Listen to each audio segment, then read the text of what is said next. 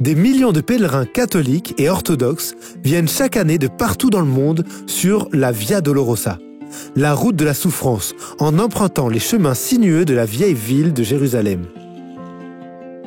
Depuis le site traditionnel du siège du jugement de Pilate jusqu'au tombeau vide, en passant devant les 14 stations de la croix, les pèlerins portent une croix de bois symbolique et offrent des prières d'adoration en mémoire de la souffrance, de la mort, de la mise au tombeau et de la résurrection de Jésus.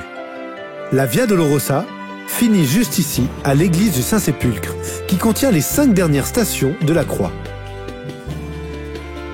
Ici, au cœur de la vieille ville de Jérusalem, au cœur d'Israël, vous trouverez le point d'attache le plus fort de la plupart des chrétiens orthodoxes. L'une des 4 églises que la reine Hélène bâtit en Terre Sainte durant sa visite au IVe siècle. Pour beaucoup, il s'agit de l'église la plus importante de toutes. La reine Hélène était la mère de l'empereur Constantin qui fit de Rome un empire chrétien. Et alors qu'on ne peut pas être sûr des motifs réels derrière ses actions, nous savons que sa mère Hélène était une vraie croyante.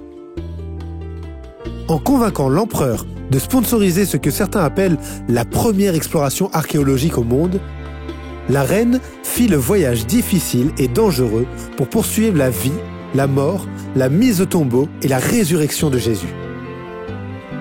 En interrogeant les bergers locaux, les fermiers et les croyants messianiques, elle identifia les endroits principaux de l'histoire de Jésus et bâtit 4 églises historiques pour commémorer ces événements qui ont bouleversé l'humanité. Le bâtiment même de l'église reflète ces différentes constructions, incluant celles des Byzantins, des croisades et de la période ottomane jusqu'à aujourd'hui. Le premier bâtiment de l'église, qui fut érigé au IVe siècle, fut détruit et reconstruit de nombreuses fois, portant les cicatrices du temps et un style de haut plafond caractéristique des orthodoxes, manquant de lumière naturelle, avec une forte odeur d'encens, des lampes suspendues très basses et des autels cachés. L'atmosphère est empreinte de mysticisme et de mystère, faite pour attirer les pèlerins vers le cœur de Dieu. Les points d'attention à l'intérieur du bâtiment sont bien sûr les 5 stations de la croix, commémorant la souffrance, la crucifixion, la mise au tombeau et la résurrection. 6 dénominations catholiques et orthodoxes se partagent les différentes places du complexe. Faisant partie d'un accord de 400 ans entre les chrétiens et les musulmans qui dirigeaient la ville à cette époque, les clés du bâtiment sont entre les mains de 2 grandes familles musulmanes. Les grandes portes jumelles sont fermées à la fin de chaque jour et chaque matin, elles sont réouvertes à l'aurore avec une cérémonie très élaborée. 3 prêtres viennent.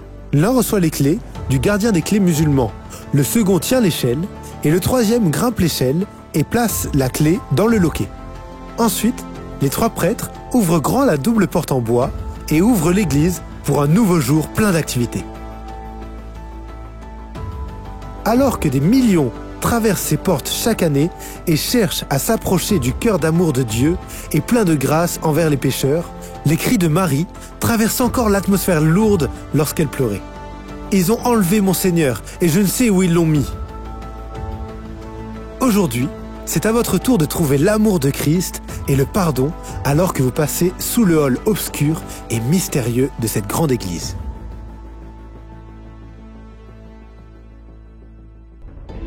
Merci d'avoir regardé. Pour visionner la version complète de la vidéo ou pour en apprendre plus sur le site, cliquez sur le lien ci-dessous.